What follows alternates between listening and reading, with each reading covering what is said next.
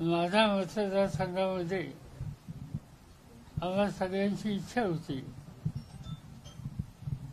की ही निवडणूक आम्हा सगळ्यांच्या वतीनं राहुल सिंगांनी लढवावी, धैर्यसिंगांनी लढवावी. आणि आज आम्ही त्यांना आग्रहाची सूचना विनंती केली की तुम्ही पक्षामध्ये येण्याच्या संबंधीचा निर्णय घ्यावा. आज संध्याकाळी राष्ट्रवादी काँग्रेस पक्षाचे अध्यक्ष जयंतराव पाटील या ठिकाणी येतील, बाकीचे सहकारी असतील आणि या सगळ्यांच्या उपस्थितीमध्ये पक्ष प्रवेशाचा निर्णय होईल. याचबरोबर लोकसभेच्यासाठी अर्ज भरण्याची तारीख 16 ते 16ला हे दोन्ही उमेदवारांचं अर्ज सोलापूरला भरले जातील. अच्छा, म्हणजे 16 तारखेला सगळ्यांची दोन्ही उमेदवारांची बैठक ही सोलापूरला होईल आणि या सगळ्यांच्या उपस्थितीत एकत्रित होणारं काम करण्याच्या उद्देशाचा निर्णय झालेला असेल. आपल्याला फॉर्म भरल्याच्या नंतर चित्र बदललेलं दिसेल. सोलापूर जिल्हा हा नेहमीच पुरोगामी आणि गांधी नेहरूंच्या विचाराचा पुरस्कार करणारा असा हा जिल्हा आहे. आणि माझी खात्री आहे की या जिल्ह्याचा पूर्वीचा सगळा इतिहास बघितला तर या निवडणुकीमध्ये सुद्धा इथे आम्हा लोकांचे दोन्ही उमेदवार पंडितताई शिंदे आणि ज्यांच्याकडे आता आपण बसलो त्यांच्यासह हे मोठ्या मताने विजयी होती अशा प्रकारची खात्री आमच्या सगळ्या सहकाऱ्यांनी या ठिकाणी दिली. आज या ठिकाणी विशेषतः खटाव मान खटाव फलटण सांगोला माळशिरस करमाळा आणि माढा या सगळ्या भागातले सगळे महत्त्वाचे नेते उपस्थित आहेत आणि ही निवडणुकीत यश देण्याच्या संबंधीची भूमिका त्यांनी घेतलेली आहे. त्याचा आम्हाला लोकांना समाधान आहे. भाजपने आपल्या संकल्पपत्रामध्ये समान नागरी कायदा आणण्याची घोषणा केली आहे. तर वन नेशन वन हा सुद्धा मी काय की भाजपने आश्वासनं काय दिली याबद्दल भाष्य आता न करण्याचे योग्य होईल. कारण अनेक प्रश्नावर आश्वासनं देणं आणि अंमलबजावणी न करणं हे त्याचं वैशिष्ट्य आहे. शेतीमालाच्या किमतीचा प्रश्न असो, दिलेलं आश्वासन पाळलं नाही. इतके लाख तरुणांना नोकऱ्या देऊ त्या संबंधीचं त्यांनी आश्वासन पाळलं नाही. कितीतरी असे आश्वासन आहेत की फाटेवाच्या जाहीरनाम्याची ती त्यांनी पूर्ण केली नाही. आज त्याची एक धरती त्यांनी प्रसिद्ध केली असं समजतं की त्यांनी सविस्तर अद्याप वाचली नाही, पण त्याचं विश्लेषण आज उद्या आम्ही करू. या माड्याच्या लोकप्रतिनिधी जे आमदार आहेत ते महायुती सोबत आहेत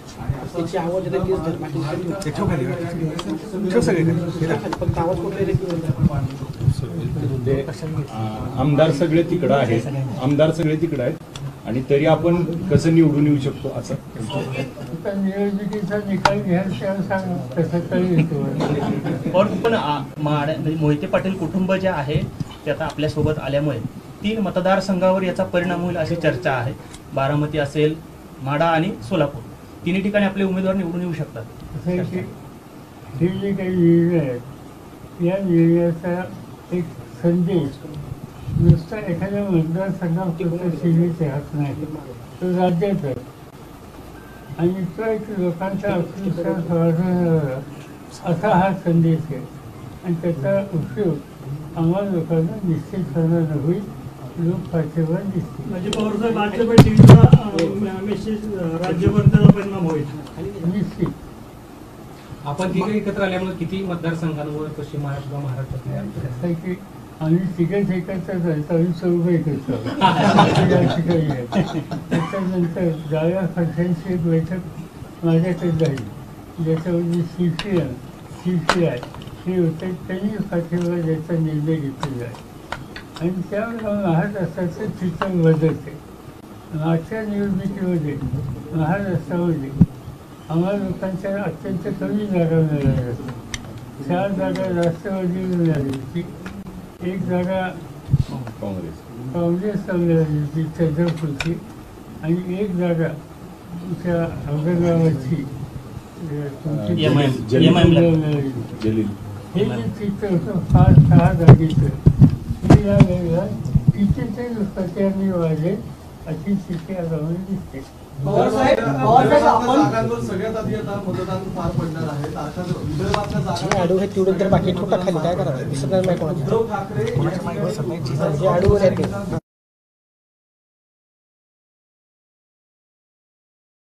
उद्धव ठाकरे फिरतात तिथं नेहमीपेक्षा ते अधिक प्रवाह घेतात. विदर्भामध्ये मी जाऊन आलो, मी तिथल्या सभा बघितल्या, अतिशय मोठा प्रतिसाद विदर्भात होता, आणि त्यामुळे महाराष्ट्राचं चित्र बदले. भाजप जे 400 पार म्हणतंय त्यात कितपत तथ्य आहे? काय हे माइंड गेम चालू आहे? नाही, थोडी चूक आहे त्याच्यात, कारण 588 जागा आहेत, 543 आहे.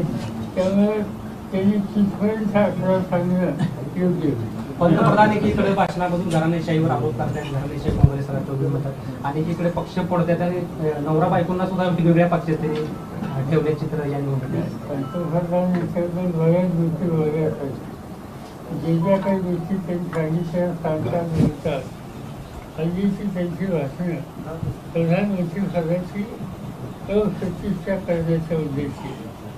आज जवाहरलाल नेहरूंना 2 किती वर्ष झाली. जवाहरलाल नेहरूंनी स्वातंत्र्याच्या आंदोलनात काय योगदान केलं, संसदीय लोकशाही या देशाची स्थापना करण्याच्यासाठी त्यांचं योगदान काय होतं, हे ऐतिहासिक योगदान आहे.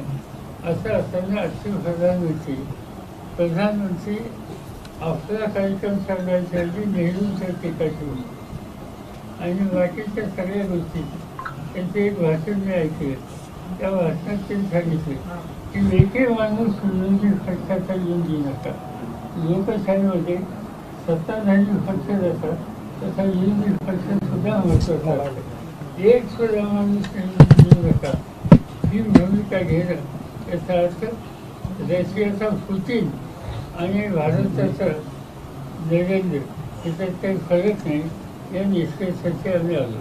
सलमान खान सलमान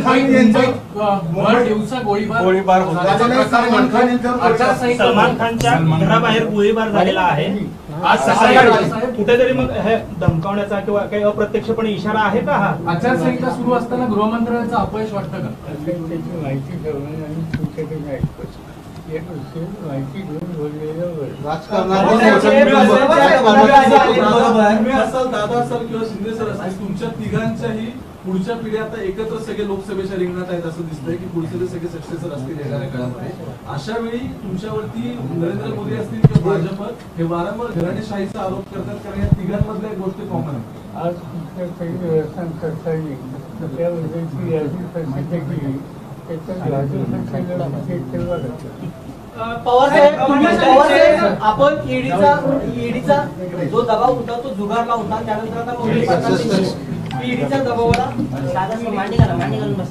पवार साहेब, आपण ईडीचा जो दबाव होता तो जुगारला होता. त्यानंतर मोदी पाटलांनी ईडीची आम्हाला माहिती नाही असं म्हटलं, ईडीचा दबाव करून होतो.